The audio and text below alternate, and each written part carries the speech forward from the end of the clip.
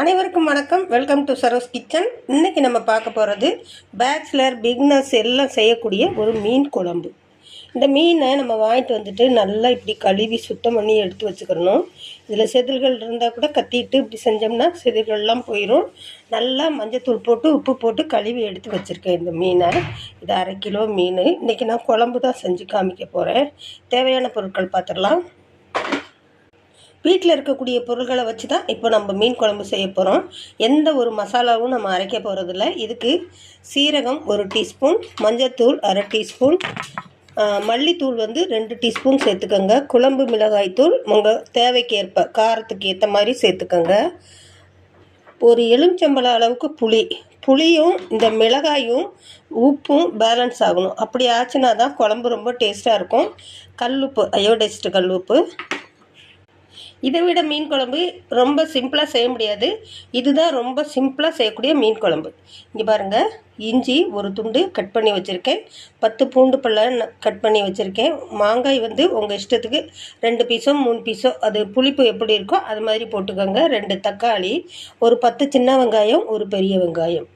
தேவையான அளவுக்கு நல்லெண்ணெய் ஊற்றி போடாமல் குக் பண்ண போகிறோம். இங்கே நான் ஒரு பவுல் எடுத்து வச்சுருக்கேன். அந்த பவுலில் முதல்ல நம்ம கரைச்சி வச்ச புளியை சேர்த்துக்கலாம். புளி சேர்த்துட்டு தேவையான அளவுக்கு குழம்பு மிளகாய்த்தூள்,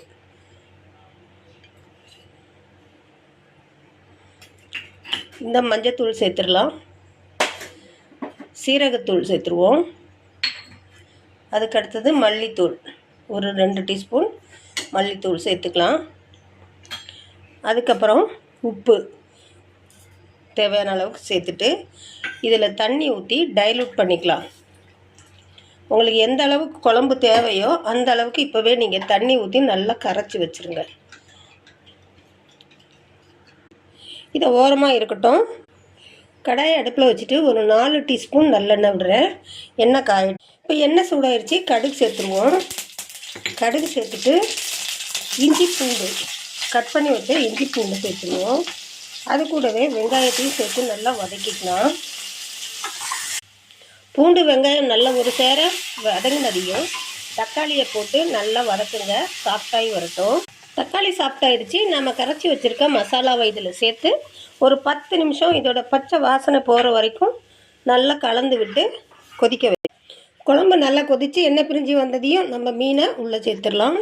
சேர்த்துட்டு ஒரு 5 நிமிஷத்துக்கு இதை டிஸ்டர்ப் பண்ணாதீங்க. மீன் நல்லா வெந்து வரட்டும். குழம்பு இறக்கும் போது ஒரு 1/2 டீஸ்பூன் வெந்தயம், 1/2 டீஸ்பூன் சீரகம், 1/2 டீஸ்பூன் அரிசி பொடி பண்ணி தூவி கம மீன் குழம்பு ரெடி. பிடிச்சிருந்துச்சா ஒரு லைக் பண்ணுங்கள். தேங்க்யூ.